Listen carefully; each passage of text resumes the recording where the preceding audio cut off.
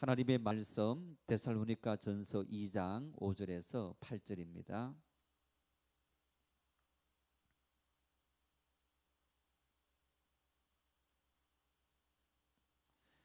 우리 한 목소리로 합독하시겠습니다. 너희도 알거니와 우리가 아무 때에도 아첨하는 말이나 탐심의 탈을 쓰지 아니한 것을 하나님이 정언하시느니라. 또한 우리는 너희에게서든지 다른 이에게서든지 사람에게서는 영광을 구하지 아니하였노라. 우리는 그리스도의 사도로서 마땅히 권위를 주장할 수 있으나 도리어 너희 가운데서 유순한 자가 되어 유모가 자기 자녀를 기름과 같이 하였으니 우리가 이같이 너희를 사모하여 하나님의 복음뿐 아니라 우리의 목숨까지도 너희에게 주기를 기뻐함은 너희가 우리의 사랑하는 자 됨이라. 아멘. 사람들은 저마다 인생을 살아가면서 무엇인가에 사로잡혀 있습니다. 오늘 이 세상을 살아가면서 우리 모두를 사로잡는 가장 강력한 것이 과연 무엇일까요? 우리가 세상을 살아가면서 무엇을 가장 중요하게 생각하고 이것이 없으면 마치 우리 인생이 무너진 것 같은 그런 마음이 되어지는 것. 이것이 무엇일까? 만몬이라는 말을 우리가 일반적인 용어로는 잘 사용하지 않습니다. 신앙적으로 이 용어를 많이 사용하는데 부, 재물, 소유라는 뜻입니다. 하나님과 대적하는 우상 가운데 하나를 이루는 말로서 일반적으로 물질적인 부유와 탐욕을 의미하는 말이 바로 만몬을 숨긴다, 이런 의미인 것. 오늘 인생들은 저마다 물질적인 부, 명예, 권력도 있지만은 가장 중요하게 생각하는 것이 물질적인 부인 겁니다. 지금 정부 들어와서 사실 대통령이 취임할 때부터 주택 문제, 부동산 문제는 우리 모두에게 너무나 중요한 문제이기 때문에 청와대의 고위 또 공직자들, 또 정부의 각 부처의 공직자들, 이런 사람들에게 1가구 2주택 같으면 한 집은 다 처분해라. 사실 그렇게 이야기해 왔습니다. 그런데도 아직까지 처분하지 않는 사람들이 많이 있었고, 부동산 정책을 지난 3년 동안에 계속적으로 발표했음에도 불구하고 천정부지로 집값이 올랐습니다. 그러자 이번에 비서실장을 비롯해서 총리 이런 분들이 또 이 정당의 대표들이 이제 1가구 2주택은 빨리 처분해라. 그러면서 아마 우리 대통령 비서실장이 반포에 있는 집과 또 자기의 지역구였던 청주의 집을 이렇게 판매하는 과정에 청와대 대변인이 반포의 집을 이제 매각합니다라고 발표했는데 1시간 지나서 아니다, 잘못 발표했습니다 하면서 청주의 지역구에 있는 집을 매각합니다. 그러니까 막 여기저기에서 수많은 매스컴들이 40평짜리 3억 정도 되는 아파트보다 10몇 평밖에 되지 않지만은 10억이 넘는 똘똘한 한 채를 가지는 것이 훨씬 더 좋다. 이런 현상들이 너나 할 것 없이 내가 이 집을 갖고 있는 것이 어떤 명예라든가 지금 내 위치에 맞지 않다라는 이것보다는 내가 지금 있고 있는 이 위치, 비서실장이다, 국회의원이다, 그것은 짧게는 몇 개월에서부터 길게는 4년이면 끝나버립니다.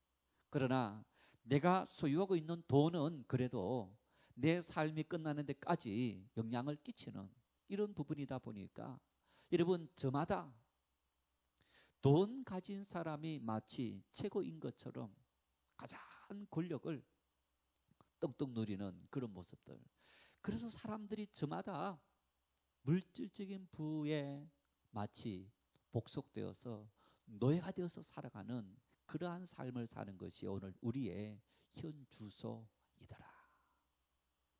물론 이것만 아니라 우리의 삶에는 중요한 것들이 여러 가지가 참 사실 많이 있습니다. 여러분, 지금 당장 없으면 죽게 되는 것 뭐가 있을까요?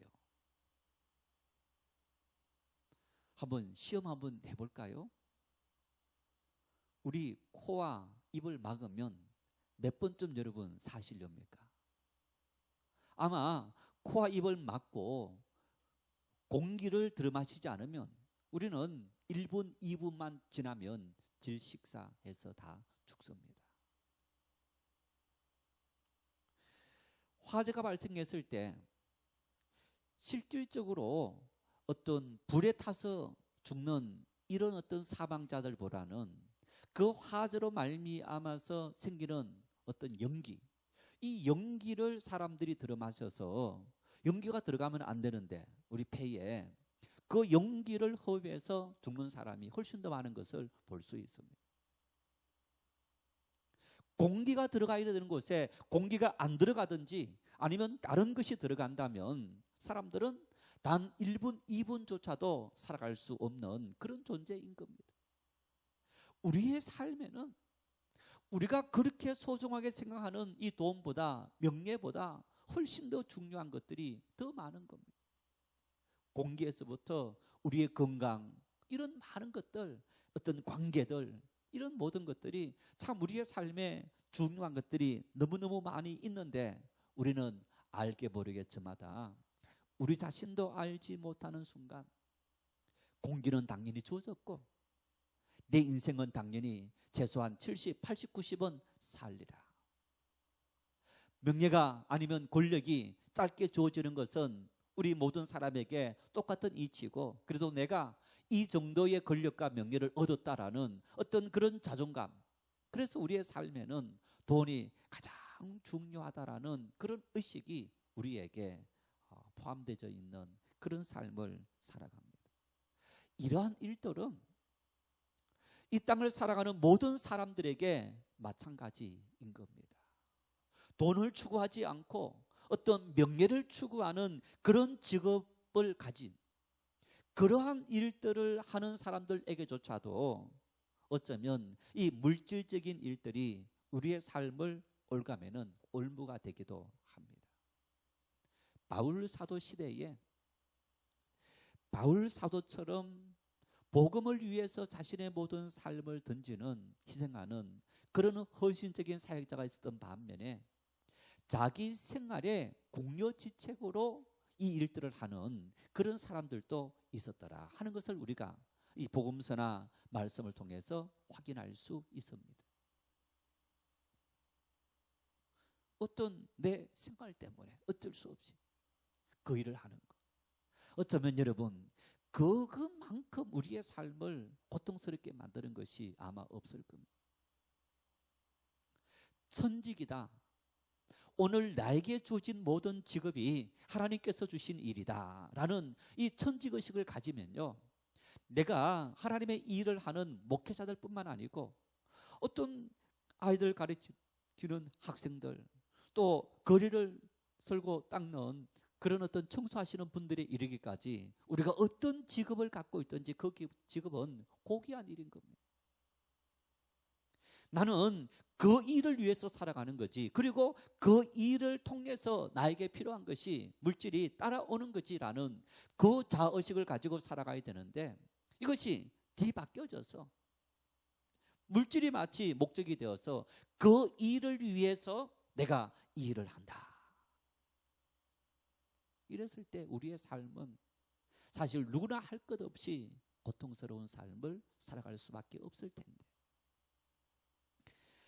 초대교회 오늘 이 본문에 나타나는 이 본문 속에 바울 사도는 데살로니가 교회에 나타난 유대에서 내려온 그러한 이제 교사들이, 복음 전도한다는 사람들이 바울 사도를 비방하는 겁니다.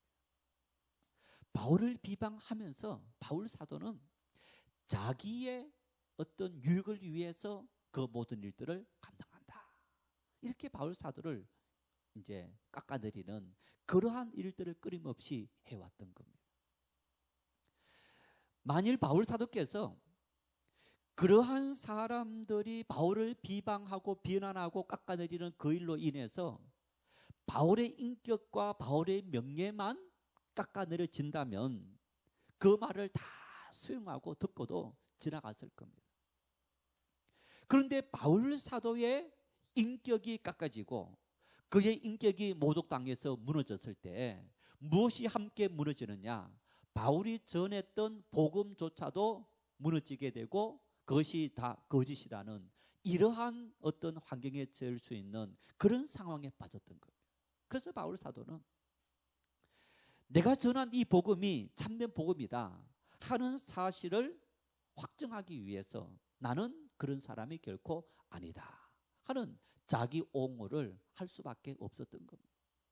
바울은 온전한 사람이어서 그래서 어떤 저 사람이 하는 말 한마디 한마디에 대해서 다 대꾸하면서 너희들이 말이 잘못되었고 내 어떤 인격이 내가 옳은 사람이다 라는 어떤 자기를 나타내기 위한 목적이 아니고 그 일 때문에 내가 전한 복음이 잘못될까라는 그러한 염려와 두려움 때문에 바울 사도는 자기를 깎아내리고 모독하는 사람들의 말에 대해서 대응하지 않을 수 없었던 그런 모습을 우리가 봅니다. 오늘 본문은 바로 그러한 모습 하나하나를 구체적으로 보여주고 있는데 우리 5절 말씀을 같이 함께 읽겠습니다. 너희도 알거니와 우리가 아무 때에도 아첨하는 말이나 탐심의 탈을 쓰지 아니하는 것을 하나님이 증언하시느니라. 이 말을 통해서 무엇을 알 수 있느냐? 바울 사도의 반대자들이 바울이 너희들의 기분을 좋게 하기 위해서 아첨하는 말을 하고 그리고 탐심의 탈을 썼다. 무슨 얘기입니까? 이중인격자라는 얘기입니다. 겉으로는 온유하고 겉으로는 청빈한 채 하면서 속으로는 온갖 탐심으로 가득 채워져 있다는 것. 아첨하고 그리고 어떤 자비롭고 온유하고 참된 사역자인 채 하면서 실질적으로는 자기의 유익을 구하려는 그런 사람이 바로 바울 사도이다. 그래서 너희들이 그가 하는 말도 그가 하는 행동도 가식적인 모든 것이기 때문에 그 말을 굳이 들을 필요가 없다라는 이러한 말과 동일한 의미가 되는 겁니다. 이런 반대자들의 주장에 대해서 바울 사도는 이렇게 말합니다. 내 행동과 내 마음과 내 말에 대해서 하나님이 증언하신다. 이렇게 말합니다.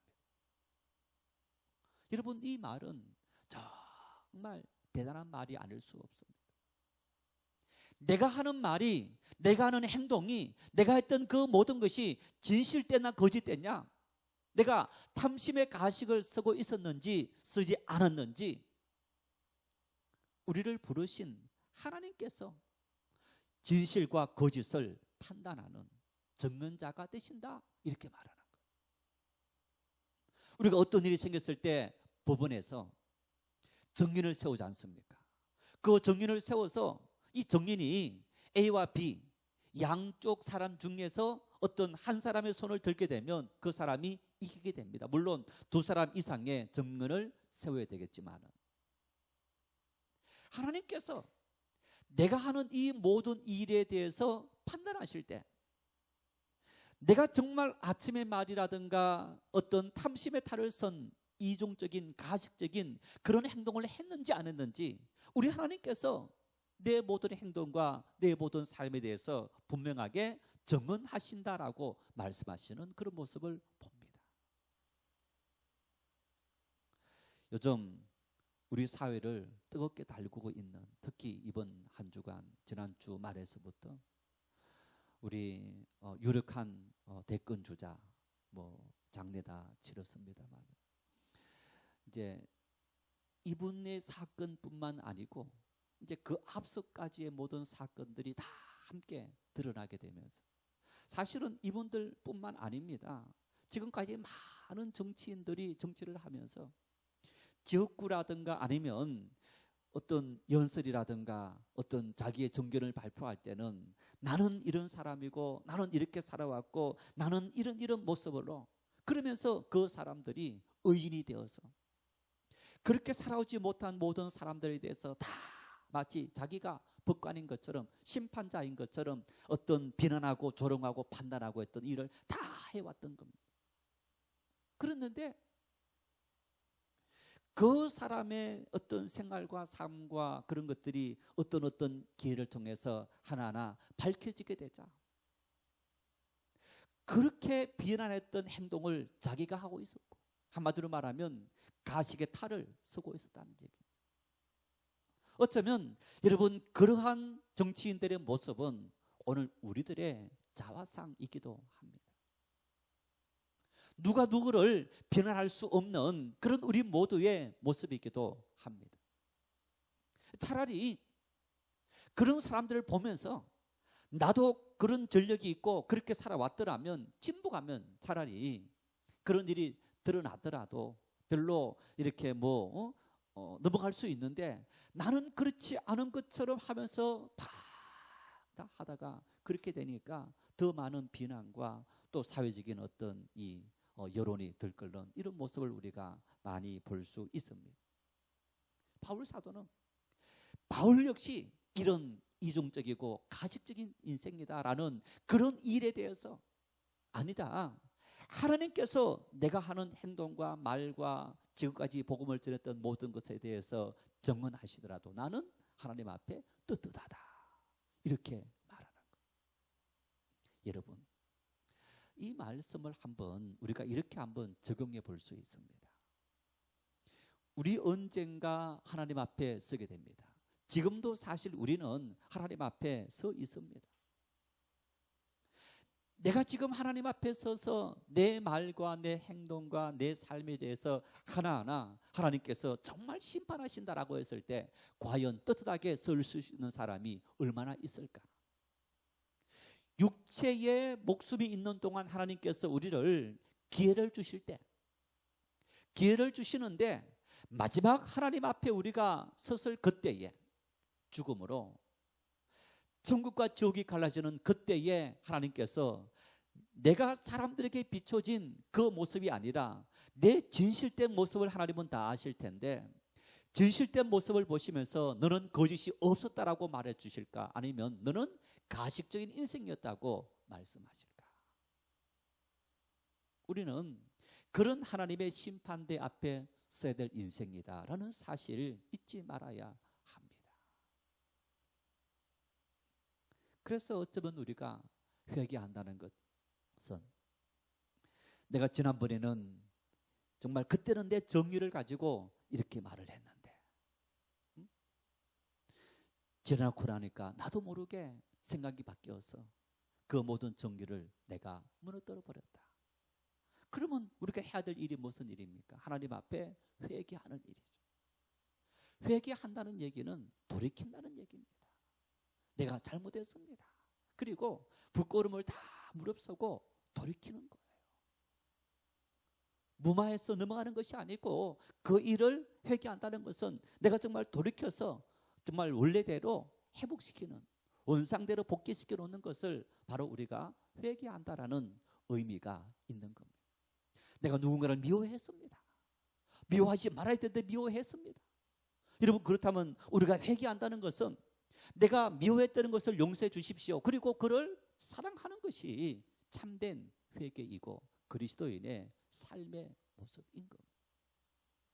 우리가 하나님 앞에, 하나님께서 내 모든 마음과 행동을 심판하실 심판자 앞에 섰을 때에 우리가 하나님 앞에 인정받기 위해서는 오늘 우리의 삶에 대해서 그러한 회개가 있는 그리스도인의 삶을 살아갈 수 있기를 바랍니다. 자, 이 말씀 속에 여러분, 우리가 정언하신다, 이 말을 우리가 참 조심스럽게 써야 되는 말씀이기도 합니다.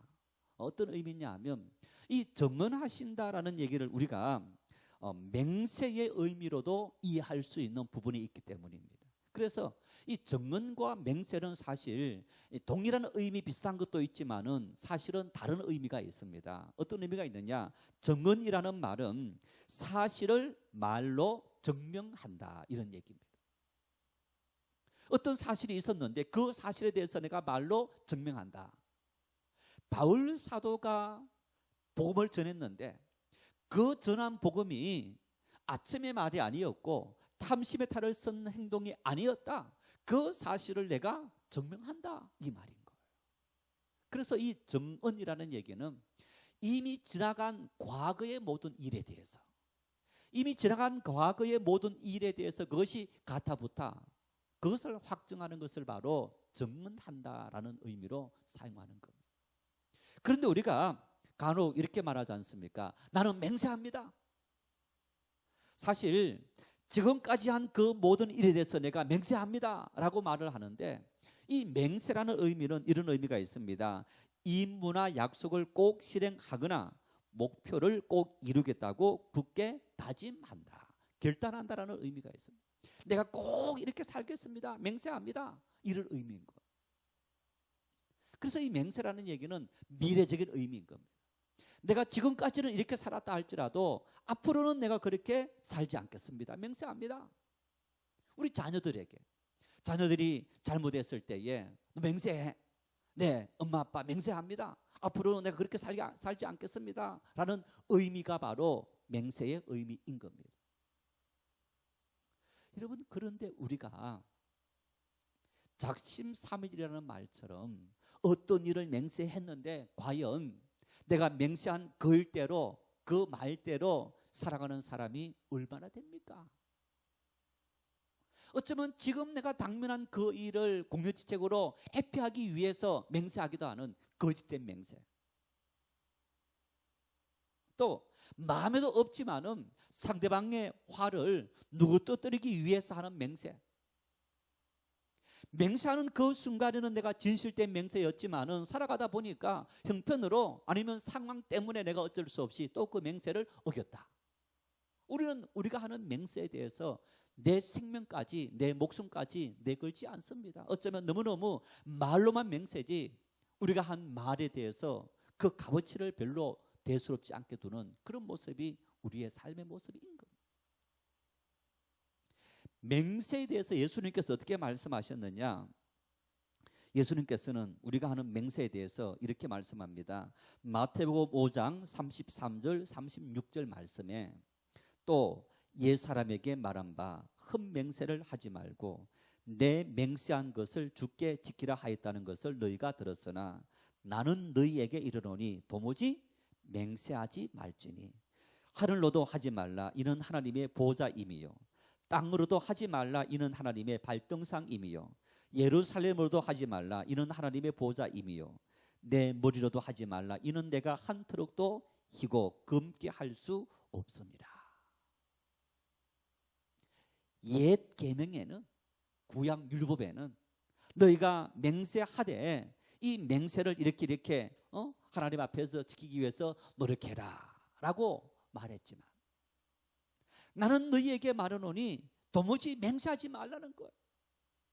하늘의 이름을 걸고도 맹세하지 말고 하나님의 보좌이기 때문에, 땅의 이름을 걸고도 맹세하지 말라 하나님의 발등상이기 때문에,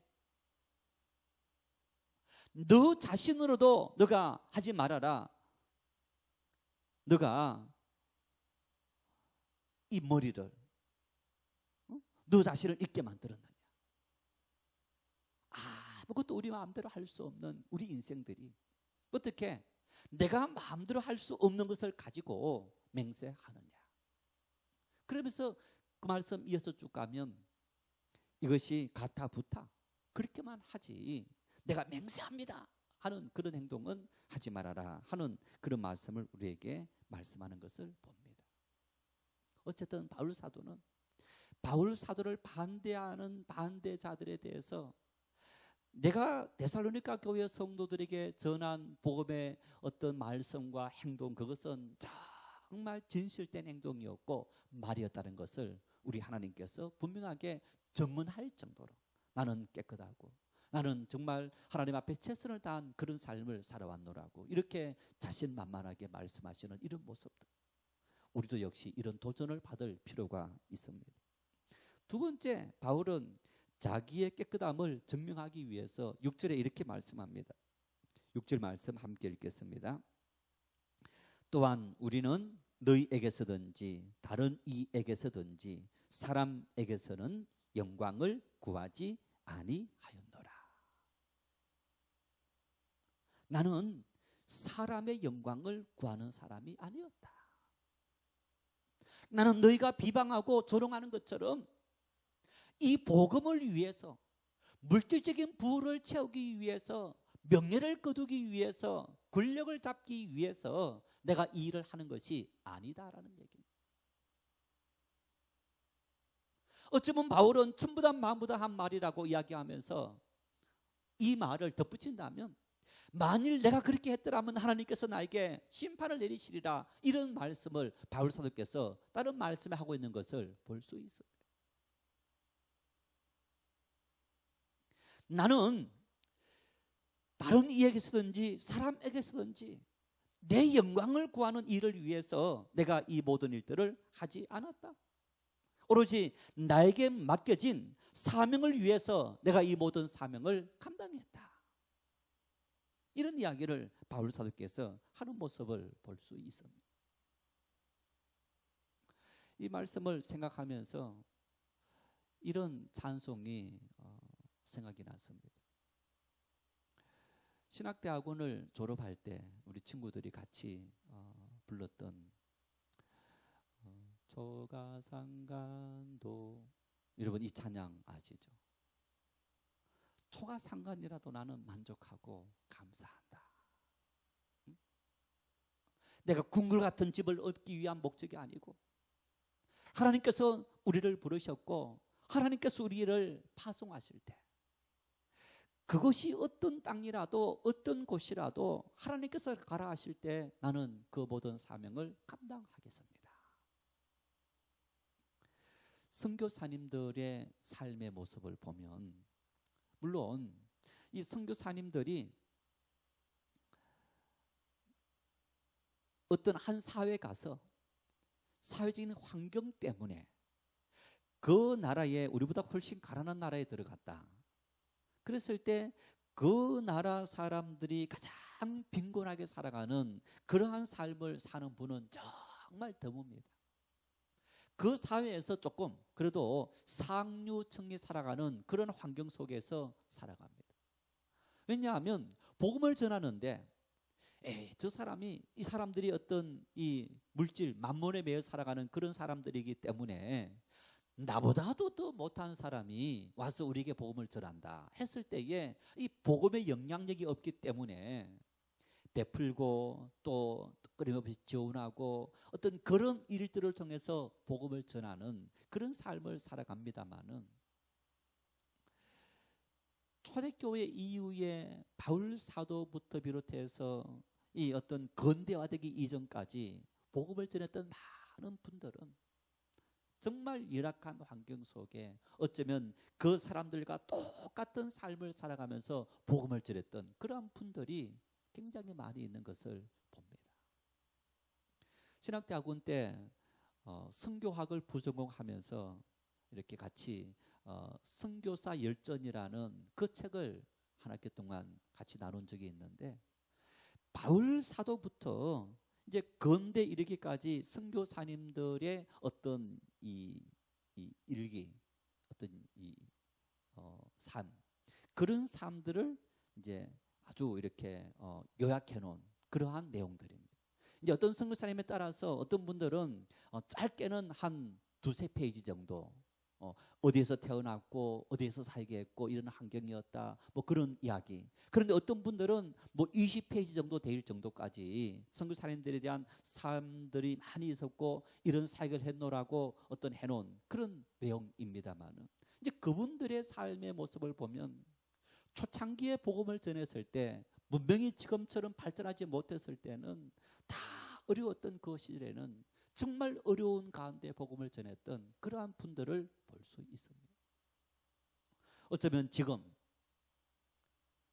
이제 우리 앞선 세대 목사님들 정말 힘든 시대에 70년대 어떤 그 시대 교회를 개척하고 막 굶주리면서 힘겹게 목회하시면서 또 한국 교회가 크게 부흥했던 그런 시대를 살아가면서 지금 어떤 교회들은 참 큰 교회, 초대형 교회, 또 이렇게 대형 교회 되어져 있는 그 모습을 우리가 바라봅니다. 그런데 오늘날 그분들의 삶의 모습이 안타깝게도 이런저런 이유로 많은 매스컴의 공격을 받게 되고 성도들의 가슴을 아프게 만드는 어떤 그런 일들, 어쩌면 부름받은 원래의 모습들은 그렇지 않았을 터인데 나도 모르게 내가 이만큼 했으니 내가 이런 혜택을 누려도 되겠다 하는 어떤 그러한 초심을 잃어버린 마음들이 이런 공격의 대상이 되고 또 이런 모습을 비춰지는 모습들이 아닌가. 여러분, 이런 것은 목회자뿐만 아니고 우리의 삶 역시 마찬가지입니다. 우리가 성도들이 하나님의 교회 공동체에서 내가 어떤 직분을 부여받았을 때 하나님께서 나를 불러주시고 장로로 권사로 집사로 세워주셨다. 너무너무 감사한 거예요. 내가 피택되고 임직되었다라는 그 사실만으로도 감사한데 어느 때부터인가 내가 장로인데, 내가 권사인데, 내가 집사인데 왜 사람들이 나를 알아주지 않느냐? 사람들에게 존경받기 위해서 하나님께서 우리에게 그 직분을 주신 것이 아니라 섬김을 위해서 우리에게 직분을 맡겨주셨는데 어느 때부터인가 섬김보다는 그 어떤 지위가 되고 명령이 되고 권력이 되는 어떤 이러한 생각을 하는 순간에 우리의 삶은 병들게 되는 것을 볼 수 있어요. 바로 바울 사도의 고백이 그런 고백인 겁니다. 내가 사람에게서는 영광을 구하지 아니하였노라. 내가 사도라고, 내가 선교 사역을 감당하는 목회자라고, 내가 어떤 이런 하나님의 사람이기 때문에 너희들이 나를 인정해주고 나를 알아달라고 바울 사도는 결코 말하지 않았다는 얘기입니다. 1차 선교 여행을 끝나고 지금 2차 선교 여행을 해가면서 바울 사도 선교 사역 속에서 절반 이상이 지나는 그러한 어떤 기간 속에서 바울 사도는 변질되지 않고 내가 하나님 앞에서 부름받은 그 사명을 나는 정직하게 지금까지 감당하고 있노라. 이런 고백이 바로 오늘 바울 사도의 고백인 것을 볼 수 있습니다. 우리는 하나님께서 맡기신 우리의 이 직분들에 대해서 바울 사도처럼 내 명예를 위해서, 내 이름을 위해서, 내가 사람들에게 존경받기 위해서 하나님께서 나를 하나님의 교회 일꾼으로 세우셨다.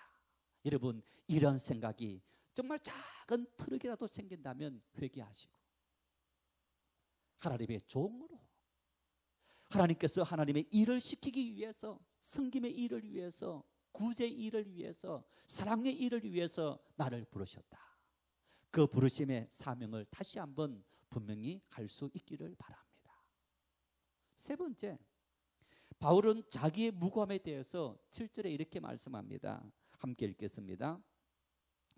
우리는 그리스도의 사도로서 마땅히 권위를 주장할 수 있으나 도리어 너희 가운데에서 유순한 자가 되어 유모가 자기 자녀를 기름과 같이 하였으니. 바울은 자기에게 주어진 이 직분을 비유하면서 유모가 자기 자녀를 기름과 같이 했다, 이렇게 말합니다.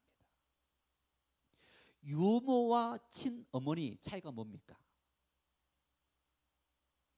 여러분, 만일 화재가 생겼다. 화재가 생겼는데 내가 젖을 먹이는 아이와 또 내가 함께 탈출하지 못하고 한 사람만 탈출할 수 있다. 그랬을 때 친어머니는 뭘 선택합니까? 자기를 선택합니까? 아이를 선택합니까? 아마 아이를 대다수가 선택할 겁니다. 유모는 유모에 따라서 다르겠지만은 유모는 이 아이를 키우는 것이 뭐가 목적입니까? 돈이 목적인 거예요. 돈을 위해서 하는 것. 미국에서 얼마 전에 그런 일이 있었습니다. 4층인가 3층인가 화재가 났습니다. 화재가 났는데 이 연기와 이 불이 확 올라가면서 이제 그 청에 있던 모녀가 아니 모장가 이렇게 탈출할 수 없게 됐는데 소리를 치면서 한 물체를 밖으로 내던진 겁니다. 가난 아기였던 거예요. 마침 그 아파트에 경비 쓰고 있던 경비원이 고등학교 때 럭비를 했는데 럭비 중에도 공을 받는 이런 일을 했다는 겁니다. 막 쫓아가서 떨어지는 그 물체를 정말 아슬아슬하게 받아낸 거예요. 작은 아기였던 겁니다.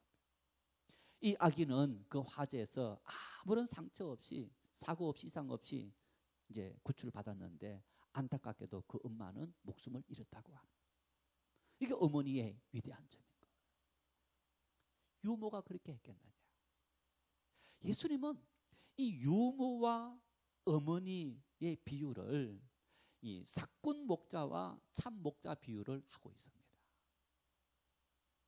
양들을 치는 목자 중에서 참 목자, 이 양들이 내 것인 목자, 그 목자들은 이리가 올 때 그 이리와 맞서 싸운다는 겁니다. 혹시나 이 일로 말미암아 내 목숨에 위협이 온다 할지라도 내가 그 이리들을 물리치기 위해서 노력하는데, 삭을 받고 일하는 가짜 목자는 어떻게 한다고요? 사꾼 목자는 이리가 오면 도망가 버린다는 거예요. 양들이 어떻게 되든지 말든지 상관하지 않고 주인이 왔을 때 그 일을 내가 도무지 감당할 수 없어서 내 목숨 때문에 내가 도망갔습니다 라고 면피하기 위해서, 자기 생명을 살리기 위해서 도망가 버린다라고 이야기하는 거예요. 오늘 바울 사도는 이렇게 말합니다. 내가 비록 유모로서 우리는 주님의 양인데 주님께서 우리를 주님의 종으로 세워서 주님의 양을 맡겠다는 얘기입니다. 그래서 주님의 양을 맡은 유모인데, 우리의 신분은 유모였지만은 나는 어머니처럼, 정말 어머니처럼 내가 이 교회 성도들과 그리고 이 모든 사역을 감당했다. 내가 비록 돈을 받고 하는 일이라 할지라도 나는 내 것인 것처럼 참 목자로서의 모든 사명을 감당해놓으라고 이렇게 이야기하는 그런 바울 사도의 모습을 이 모습에서 우리는 볼 수 있습니다. 무엇이 바울로 하여금 이런 삶을 살도록 만들었느냐? 우리는 부름받은 정직이기 때문에. 하나님의 종으로 우리가 부름을 받았다면 그때부터 내 것은 아무것도 없는 거예요. 다 하나님의 것입니다. 내 생명 하나님의 것이고, 내 재능 하나님의 것이고, 내 물질 하나님의 것이고, 내 모든 것이 다 하나님의 것입니다. 하나님께서 나에게 주셔서 내가 먹고 마시고 살아가는 그런 인생입니다라는 이런 마음을 갖고 살아갔던 그런 생애가 바울 사도의 생애였더라. 우리는 사실 어린 아이만도 못합니다. 왜 우리는 어린 아이만도 못하냐? 여러분 보십시오. 우리가 어린 아이만도 못하다, 그 얘기는 어린 아이가 자기 부모를 판단해서, 야, 우리 부모님은 힘도 없으니까, 우리 부모님은 돈도 별로 없으니까 훨씬 더 많은 다른 누군가에게, 힘이 센 누군가에게 나를 지켜줄 수 있을까? 그런 고민합니까? 하지 않습니까? 어린아이는 부모를 전적으로 신뢰합니다. 우리 부모가 돈이 많든 돈이 없든 능력이 있든 없든 전혀 상관하지 않고 내 부모이기 때문에 무조건 신뢰하는 겁니다. 하나님께서 우리를 부르셨다. 우리가 하나님으로부터 부름을 받은 그런 존재이다라고 했을 때에 우리는 어떤 삶의 태도를 가져야 하느냐? 하나님을 전적으로 신뢰한다. 하나님께서 내 생명을 주관해 주시고, 하나님께서 내가 이 땅을 살아가는 동안에 먹고 마시는 모든 것을 다 주관해 주신다.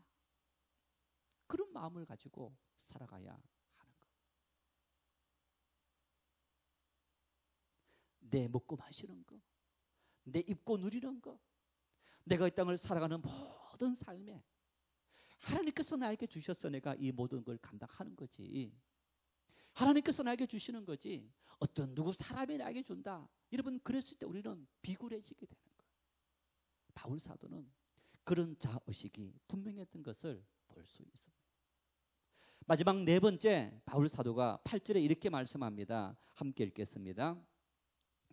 이같이 우리가 너희를 사모하여 하나님의 복음뿐 아니라 우리의 목숨까지도 너희에게 주기를 기뻐함은 너희가 우리의 사랑하는 자 됨이라. 이렇게 말합니다. 너희가 우리의 사랑하는 자 됨이라. 이 말씀 속에 바울 사도께서 데살로니가 교회 성도들을 향한 정말 진실된 마음을 느낄 수가 있게 되는 것. 우리는 삶을 살아가면서 내가 이 사람은 좋아하고 이 사람은 싫어하고 이 사람은 사랑하고 이 사람은 사랑하지 않는다. 우리는 그러한 어떤 편견을 많이 하는 그런 경우들을 종종 볼 수 있습니다. 여러분, 그런데 우리가 보십시오. 저는 이런 차원을 두 가지로 이해를 할 수 있는데, 목회하면서 간혹 듣는 이야기들이 목사님은 누구누구를 편애한다, 이런 이야기를 종종 듣습니다. 저는 이 차원을 두 가지로 분리해서 봐야 된다라고 생각합니다. 왜냐하면 하나님께서 맡긴 영혼으로서, 자녀로서, 성도로서 어떤 사람이라도 차별하지 않는, 모든 사람이 안타깝고 사랑의 대상이 되고 섬김의 대상이 되는 이런 마음은 똑같은 거예요. 그러나 요격만 있는 것이 아니고 우리가 어떤 일을 할 때는 저는 다르다 생각합니다.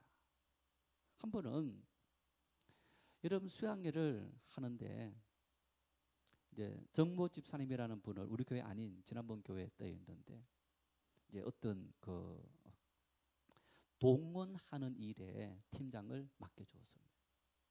집사님이 많은 사람들하고 친하고 또 이렇게 말씀도 잘하시니까 동원 팀장 되시면 참 잘하시겠다. 그러는데 이분이요, 이제 성도들이 들어와서 내가 수양회를 가야 될까 말아야 될까 고민하면서 이렇게 있는데, 이제 오래되고 또 사정도 잘 아니까 예를 들어서 뭐 이 집사다. 이 집사 당신 이렇게 사업 바쁘니까 당연히 못 가지. 또 당신 이런 사정 생기니까 못 가지.